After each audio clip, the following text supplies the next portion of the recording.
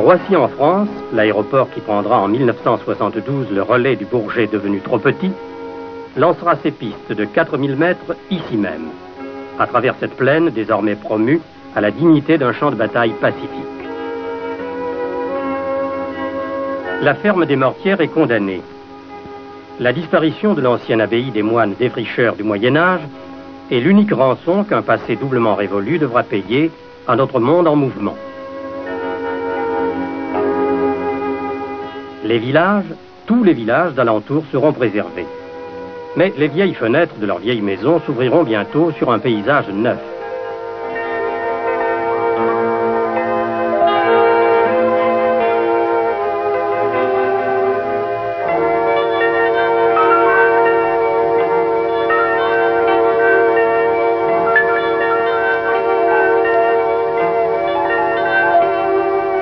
Le chantier commence tout juste à s'animer et ne laisse rien deviner encore de l'extraordinaire mutation que vont connaître les 3000 hectares du futur aéroport. Rien n'annonce encore l'infrastructure immense qui fera naître dans peu d'années plus de 60 000 emplois nouveaux. Voici les détachements précurseurs de la puissante armée des bâtisseurs, d'abord chargés des tâches d'avant-garde de l'organisation du terrain.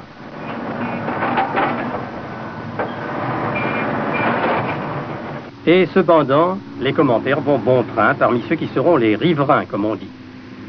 Je pense que le nouvel aéroport du Paris Nord nous fera un bien considérable. Ça nous amènera quand même une plus forte clientèle que nous avons déjà. Et puis, pour l'extension de la commune, je pense que ce sera parfait aussi. Pour nous, s'ils nous coupent la route, c'est une catastrophe, quoi. Il n'y a plus de commerce possible. Mais si par contre ils nous la laissent, on n'aura plus de trafic, ça serait qu'un bien. Certes, chacun voit midi à sa porte. Ah, qu'il est difficile de quitter le rassurant plancher des idées acquises, de s'arracher à la pesanteur des habitudes. Puis l'aérodrome, n'est-ce pas, avant qu'il soit construit, si j'avais la bombe atomique, ben il serait détruit avant pour avoir la tranquillité. L'aéroport, c'est l'avenir qui nous le dira, c'est peut-être un bien, c'est peut-être un mal, hein. Mais le bruit, c'est certainement... Eh bien moi je crois que c'est une bonne chose, car ça va repeupler notre pays qui en a bien besoin. Repeupler le pays. Mais on commence à peine ici à installer l'eau courante. Les enfants vont-ils connaître une autre existence que leurs parents? Telle est bien la véritable question. Je suis bien placé pour savoir que ce pays a beaucoup à faire sur la voie du progrès. Regardez la Poste, par exemple. C'est presque un monument historique. Mais le problème, précisément, est de savoir si on veut faire progresser le pays, c'est-à-dire le faire vivre dans le monde moderne, ou plus simplement le tuer. Et si on veut le tuer, il faut le dire franchement. Mais la construction de cet aérodrome, est-ce que ça ne va pas amener des bouleversements dans notre village? Si, mais parce que les oiseaux s'en iront. D'abord, les oiseaux s'en iront, et puis... Il y aura des plantes vertes. Il n'y aura plus de plantes vertes, et puis... L'air ne sera plus le même, et peut-être bien. Et est-ce que ça ne va pas changer complètement la vie dans les Pieds-les-Loups? Si. Vos parents travaillent presque tous la terre. Est-ce qu'ils pourront continuer à cultiver ces grands champs qui s'étendent autour des Pieds-les-Loups? Qu'est-ce qu'ils vont devoir faire alors? Ils vont devoir travailler dans les usines. Mais dans les usines. Et s'ils travaillent à l'aéroport, est-ce qu'il va pouvoir continuer à vivre comme ici? C'est-à-dire tranquillement. Qu'est-ce qu'il va devoir faire? D'abord, il devra courir pour aller à son travail. Il devra se presser. Il devra se lever de bonne heure. Autrement dit, sa vie risque d'être complètement changée. Mieux que ça, Marianne? Bouleversée, oui. Oui, dans cette région vouée jusqu'ici immuablement à l'agriculture, la vie des hommes se trouvera bouleversée. À Épiais-les-Louvres, on est betteravier de père en fils. Mais le fils de la présente génération pourra-t-il encore être betteravier? La terre est bonne ici, tout pousse, même nous. Hein? Nous sommes là depuis des générations et sur cette bonne terre à blé, à betterave, on veut couler du béton. Ça sera peut-être bien pour tout le monde, mais certainement beaucoup moins bien pour nous. Tandis que le rythme lent des saisons subdivise le rythme lent des années, comment ne pas s'aviser que cette province qui s'appelait la Vieille France a pris un incommensurable retard sur cette nation qui s'appelle la France. Il y a que les vieux qui restent, quoi. Enfin, les vieux âgés, quoi. Ils restent là parce qu'ils ne peuvent pas aller ailleurs. Naturellement. Et pour l'eau, comment vous faites? Il n'y en a pas. Nous, il y a une citerne, parce que le propriétaire, il a une citerne. Le propriétaire, il reste à côté, il vient tous les semaines, là. Il y a une citerne, mais dans le pays, il n'y a pas d'eau. Alors vous allez chercher? Ah ben, aller chercher l'eau au puits à la ferme, là. On n'a pas d'eau. Il est à 24 km de Paris. Il n'y a pas une goutte d'eau. Et on a fait monter un puits, il nous a coûté hors de prix, et on n'a pas une goutte d'eau. Et pour le commerce, ça va amener de l'animation? Pour le commerce ici, vous savez, on n'a plus grand-chose. On n'a plus que le méchant bureau de tabac qu'on a là. Et s'il disparaît, ben, on n'a plus rien du tout. Alors, vous voyez, un pays comme on est. Hein. Comment les gens achètent? Bah, il achète au bureau de tabac, ou à un boucher qui passe 2 fois par semaine, ou le boulanger qui passe tous les midis. Il a tout ce qu'on a. La vie est trop dure? La vie est trop dure. Beaucoup de jeunes maintenant ne veulent plus rester à la campagne. La campagne, c'est un travail qui est pas propre, déjà. Une chose, c'est un travail qui n'est pas propre. Alors les gens ne veulent pas rester ici. Beaucoup de jeunes vont travailler à Paris. Même nos enfants, mes neveux, mes nièces, tout ça, ils vont travailler à Paris. Puis je ne voudrais pas qu'ils travaillent dans l'agriculture. Et moi, il y a tellement longtemps que je travaille dans l'agriculture, pour eux, c'est un travail qui n'est pas propre. Et pas payé. Et pas payé. Vous comprenez? C'est pas payé. Alors, à Paris, direct. Vous comprenez? Évidemment, ce projet d'installation d'un aéroport à Roissy en France soulève bien des problèmes. Nous étions habitués à une petite vie tranquille et douillette, et voilà que brusquement, nous allons être transformés en une cité internationale. Nous comprenons que c'est le progrès qui comporte plus d'avantages pour nous que d'inconvénients, mais le progrès, on ne peut pas l'arrêter. Alors, nous avons misé sur l'avenir et toute la jeunesse de Roissy pense ainsi. On n'arrête pas le progrès. L'avion à hélice, ce n'est plus qu'un jouet démodé, à l'époque où les jets long courrier survolent les bourgades anciennes.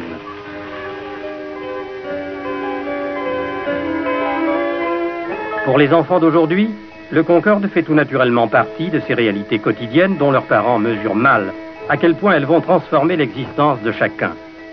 Car l'avenir frappe à la porte.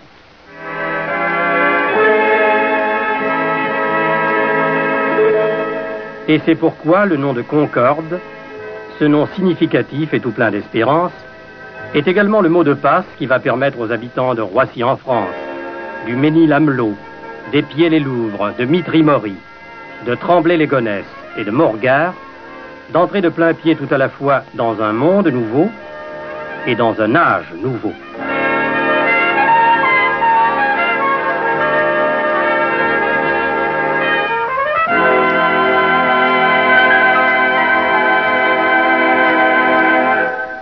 La première tranche du programme doit être prête en 1974.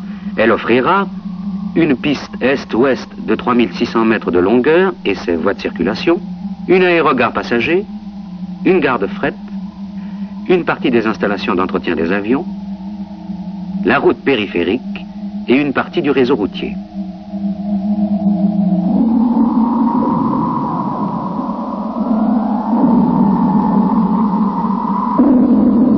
Quatre ponts pour avions sont déjà construits. Ils permettent à la piste numéro 1 et aux 3 voies de circulation qui lui sont parallèles de franchir la tranchée de l'autoroute A1 prévue dès l'origine à cette intention.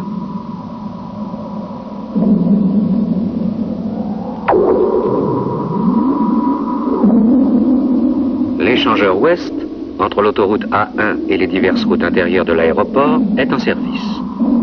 La première tranche comprend également certains ouvrages définitifs dont il est intéressant, pour des raisons techniques ou financières, de ne pas fractionner la réalisation.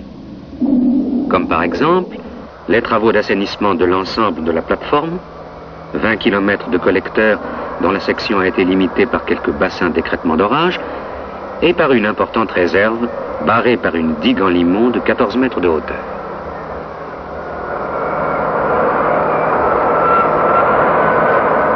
L'adduction d'eau, avec un château comportant un réservoir aérien en forme de lentille et un réservoir enterré.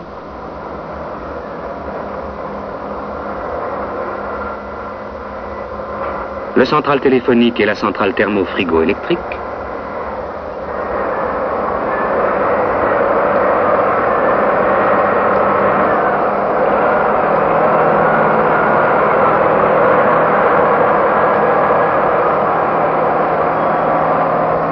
Et naturellement, le centre aéroportuaire de navigation aérienne, dont le bloc technique est dominé par la tour de contrôle, la plus haute du monde, qui s'élève à 80 mètres.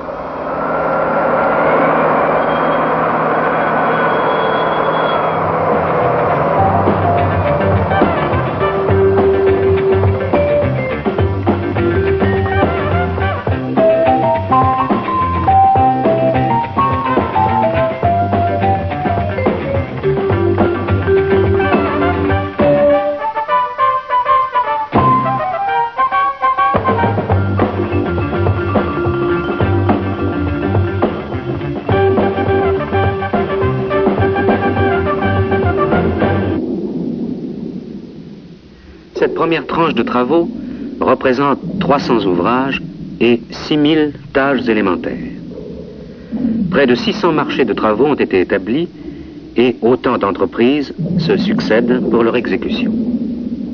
Le nombre annuel d'heures de travail était de 1 million en 1968. Il a augmenté régulièrement pour atteindre environ 6 millions en 1972 et 1973.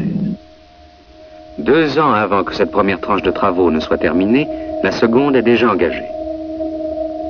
Elle prévoit la construction de la deuxième aérogare, modulée suivant l'évolution du trafic et dans laquelle s'installera la compagnie Air France, et celle de la piste numéro 2.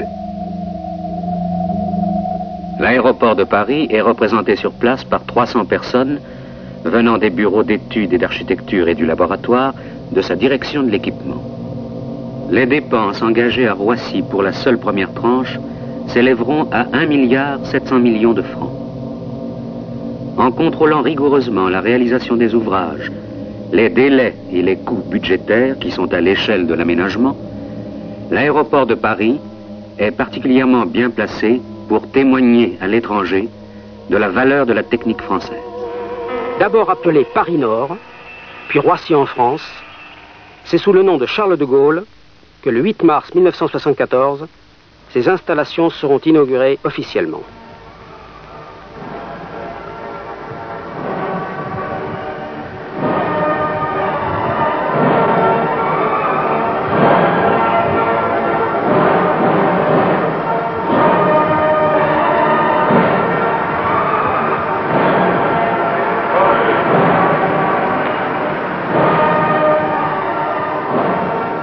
Aujourd'hui, Aéroport de Paris met en service une nouvelle plateforme qui, en hommage au grand Français disparu, a été baptisée Aéroport Charles de Gaulle.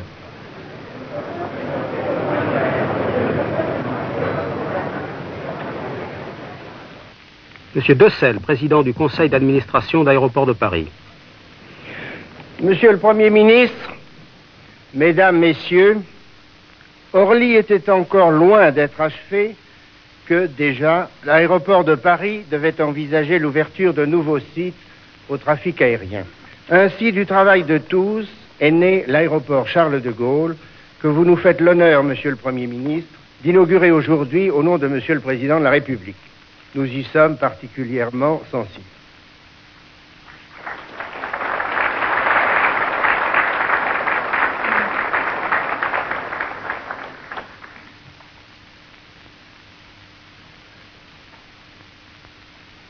Monsieur le Premier ministre, Mesdames, Messieurs.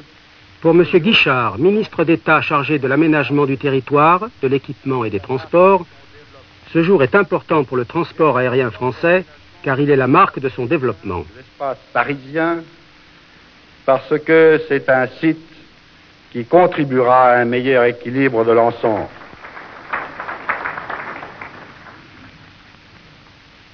Et M. Messmer devait conclure.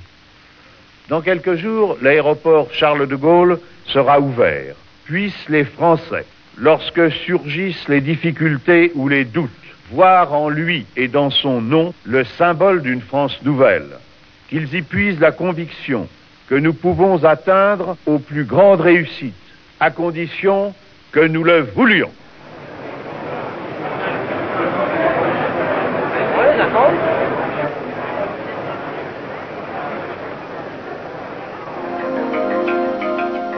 Depuis plusieurs années, le transport aérien connaît une expansion accélérée.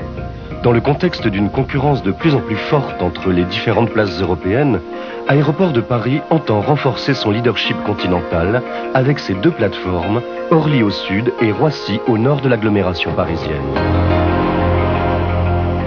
Au cœur de l'Europe, au centre de l'une des principales régions économiques du continent, l'aéroport Charles de Gaulle bénéficie d'atouts exceptionnels.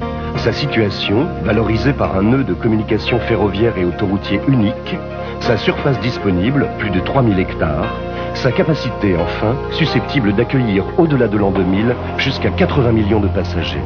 L'aérogare numéro 1, inauguré en 1974, l'aérogare numéro 2, mise en service progressivement module par module de 1982 à 1993, un programme de construction en cours considérable, traduisent l'importance des investissements réalisés par ADP pour répondre au développement des transports aériens et satisfaire la demande des compagnies aériennes et celle des passagers.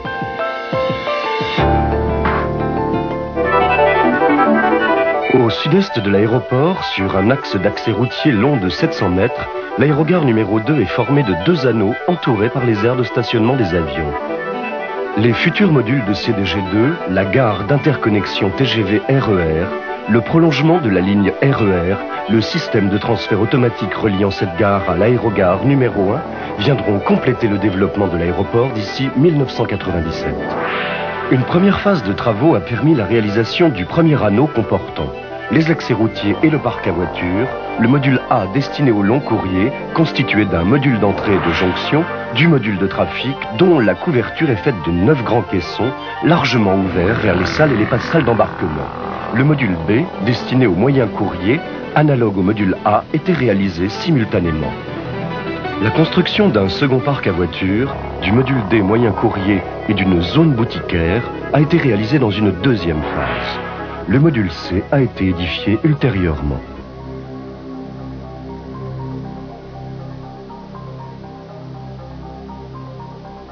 La gare 3,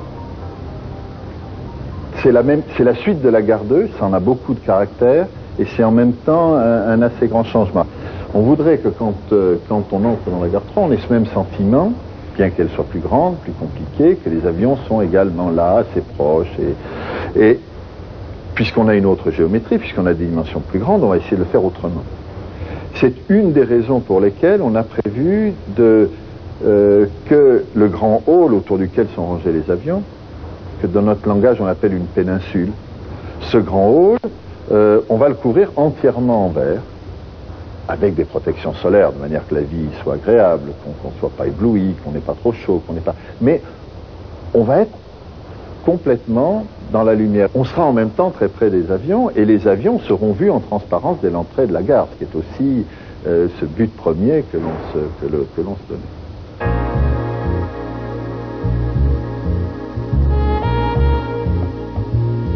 Elle donne une séparation complète, c'est devenu une quasi-norme, une séparation complète des arrivées et des départs. Les passagers à l'arrivée ne croiseront pas du tout ceux qui partent, ne pourront rien échanger avec eux. C'est bon pour la sécurité, c'est aussi bon beaucoup pour la fluidité du trafic. On les fait quand même largement communiquer par ce qu'on appelle le canyon, c'est un grand hall général.